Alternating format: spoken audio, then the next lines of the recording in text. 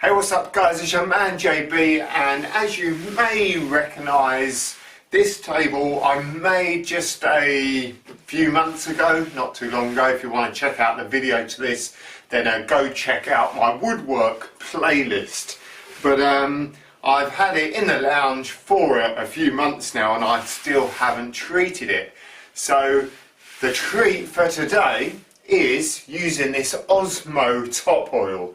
Now this is the clear satin version, and this top oil, high solid, is for wooden kitchen worktops and general interior joinery. So I'm really looking forward to getting this product on this table. Now I've read the instructions and I'm only supposed to do 2 coats, where it only mentions 2 coats. So we're going to go for the first coat in just a moment. And to let you know, this table has just been sanded again. I have sanded it multiple times as I was making it and taking it in and out of the house and using it and sanding it and using it. So I've just had it outside, I've sanded it again, I've blown it all down, it's completely dry, it's completely clean and dust free and everything. So we're going to get this on real soon and it's going to look absolutely lovely. But just before we do that, I want to read a couple of bits of information on the back here. And this is clear or transparent oil wax combination for treating furniture and kitchen worktops made of wood. And this OSMO Top Oil is based on natural plant oils and waxes. It creates a micro-porous surface which does not crack, peel, flake or blister. And it's also, here's the good news, it's resistant to wine, beer, cola, coffee, tea, fruit juice, milk and water. So not only are you going to get a nice looking worktop, but it's going to be waterproof or splash proof, and it's going to be resistant to lots of different potential stains from tea and coffee and cola and red wine. It says no water spots, and when dry, finish is safe for humans, animals and plants. And is suitable for children's toys as well. So this is I'm guessing this is a pretty natural product. So I'm not actually going to be eating my dinner off this table, but at least it's nice to know that this is it's not going to harm you in any way. So if there's any of you out there that are kind of quite eco-friendly, whether it's paints or products, anything, then this stuff's going to be pretty good. It sounds pretty natural and good for whatever purpose you're going to use it for. It's even resistant to saliva and perspiration. I'm not sure what I'm going to be doing on this table. I'm not going to be sunbathing on it or dribbling on it, but it's good to know, I guess. So it does only mention on here that you need 2 coats, and the first coat is to be either rolled on with a microfiber roller or a cloth. So I'm actually going to use this this sponge roller. I haven't got any microfiber rollers, but I think this sponge roller is going to do the job, and it will get it covered quite quickly, especially on these edges. And then I'll do the second coat with a cloth as it's suggesting. I'm not sure if I'm going to need a 3rd coat. I guess we'll just see what it's like once that second coat has dried, but let's give it a go anyway and see what happens. Now in normal temperatures this is going to take about 8 to 10 hours to dry, so I'm going to do the first coat today and then I'll do the next coat tomorrow. Right, come on, let's get this open and get this table treated. I'm going to use this mini roller tray, and I've just got a plastic inset in there, so once I've done both coats I can just throw this away. So we get this open. It's got a child safety cap on it, which is good, and then you've also got to take off the cap from inside, just like so.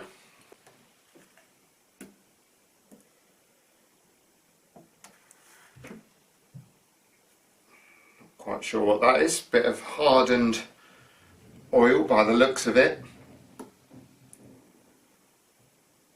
So it's actually quite thick, and it really does smell of wax as well. But as it says, it is a wax and oil combination. So we'll just see how far that gets us for a moment.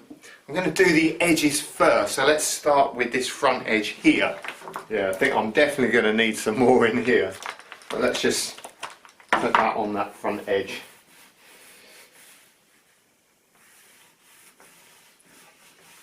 So I did read somewhere that it is supposed to just give it this wet look, and I was actually doing a job not long ago, just a couple of weeks ago, and a company had come in and renovated the bathroom, and they'd actually made some units out of pallet wood. So it was all reclaimed timber, and they had actually used this exact same product on the units that were made. So I really liked the look of it, and hence the reason why I've gone for this. It doesn't make it dark, it doesn't stain it, it just makes it look a little bit wet, a tiny shine on it, and obviously protects it.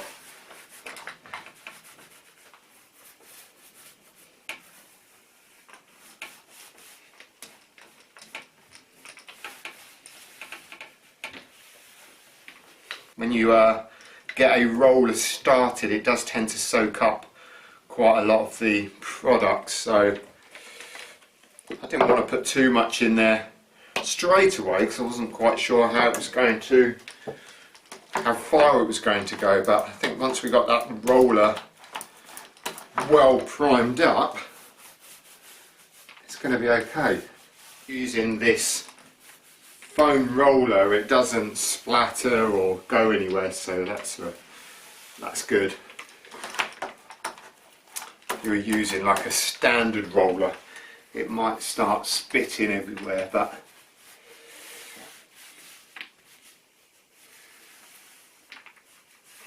okay, so that is the 4 edges done. Right, here we go.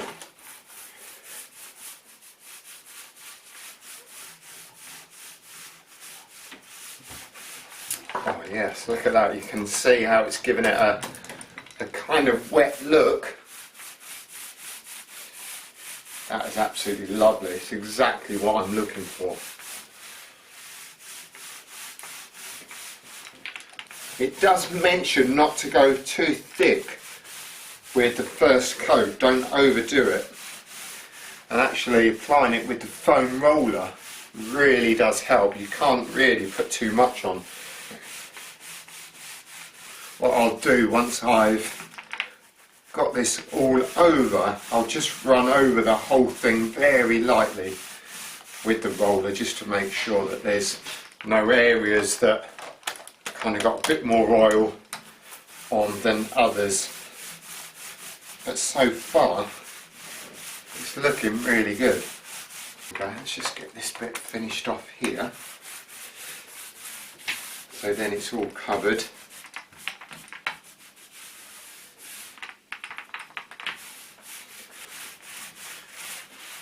Alright, that is all covered now, so let's just go over it all just to make sure that it's completely even. It looks really good.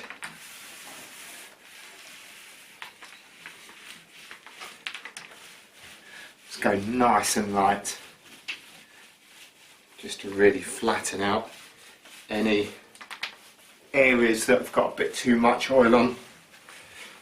And just check it in the light as well. By coming down to this position here, I can see the reflection of outside, and I can see whether it's gone on and whether it's too thick in some areas. So let's just give you a little idea of how it looks when you use the light for reflection. There we go. By sort of getting into that position, you can then see whether you've covered everywhere, and to make sure that all that oil is flattened. That looks fantastic. So that's it, first coat done. I'm going to leave this for today, come back tomorrow, and then we'll give it another go. So it has been about 20 hours then since I put the first coat on this, and it is now completely dry and it's ready for the second coat. Now, even though before I put the first coat on it I did sand this and it was super smooth, but just with any kind of stain or varnish or oil, when you put the first coat on, it does tend to make it feel just a little bit rough again. So what I'm going to do is just to smooth it down a little bit, and for that I'm going to use some wire wool. Now, if you haven't got any wire wool, you could use some sandpaper, but I would definitely use a bit of 240 grit, or you could probably get away with a 180 grit, but I wouldn't go any harsher or coarser than 180, and you only need to give it a very, very light wipe over just to smooth it off a bit more. Now, I've already done this on a tester patch right here, and you're not going to be able to see it, but if I feel this board here, it has got a bit of a rough feel to it, and then if I feel this one, which I run the wire wool over, it does feel really smooth, and it really doesn't scratch it either. Well, because it's wood anyway, it's not going to notice, you know, because it's got lots of scratches and roughness in it anyway.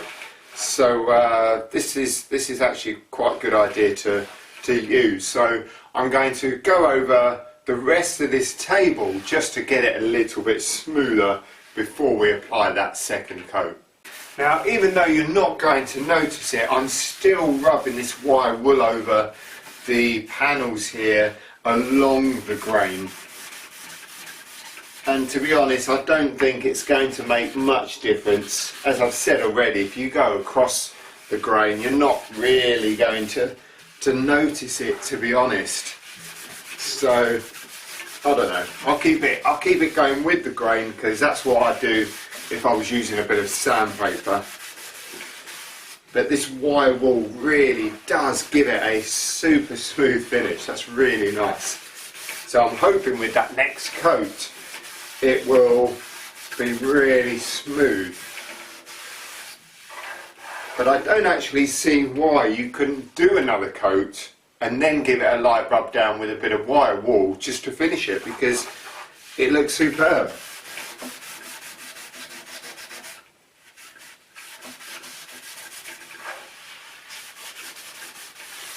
And that's ready for another coat, but I have caused or created a little bit of dust. There's probably a few splinters or bits of this wire wool everywhere, and you can see it. So what I'll do is just get the hoover on it and get it nice and clean.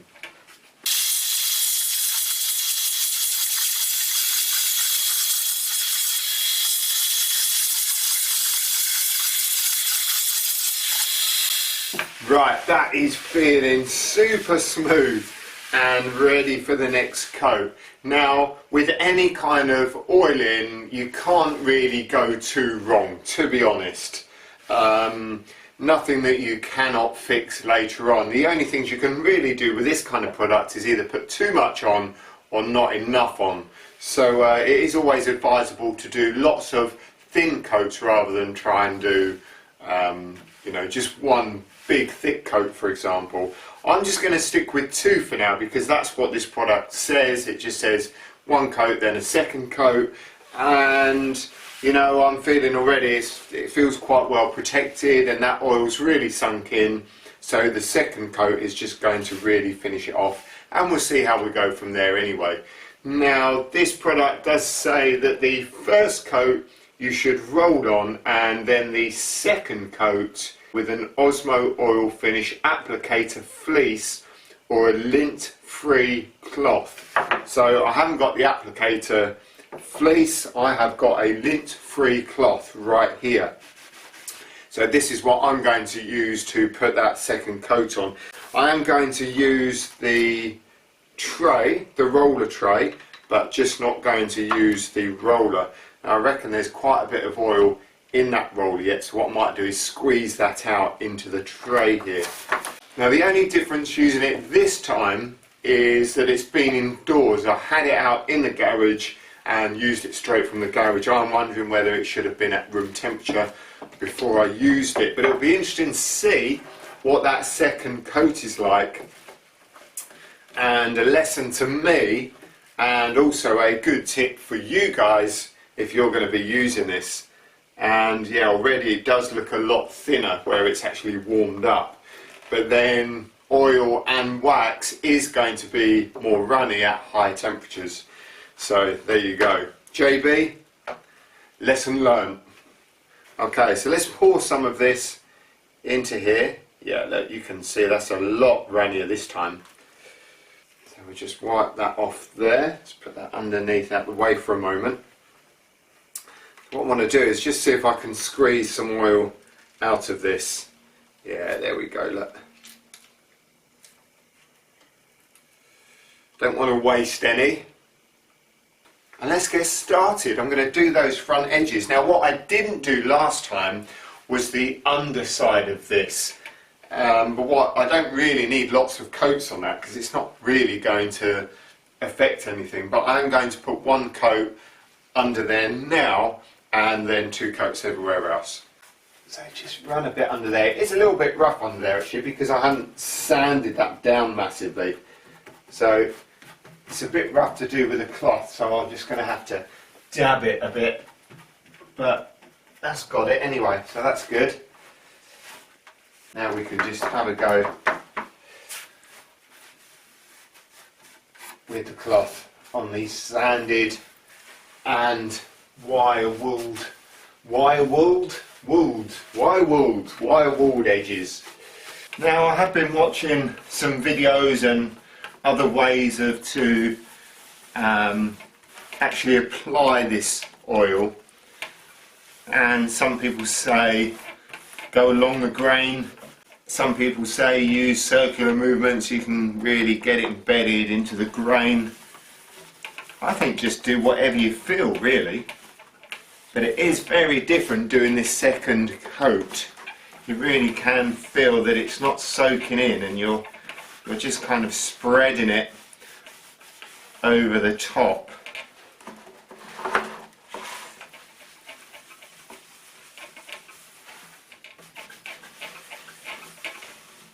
What I'm doing is applying this fairly liberally, and then what I'll do is go over it again in a moment to make sure it's all smoothed out.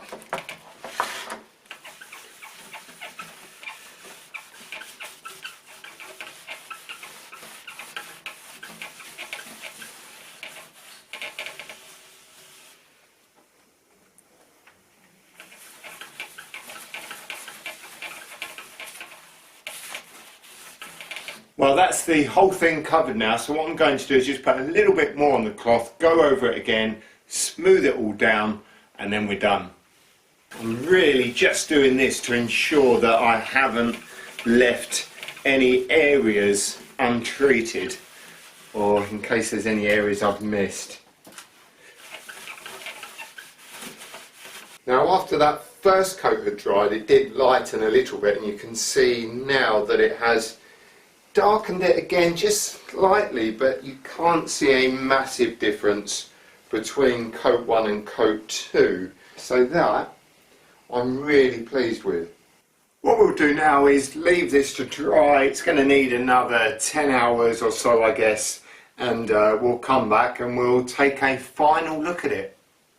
So that second coat did dry really nicely, gave it a really nice smooth finish, particularly after using that wire wool.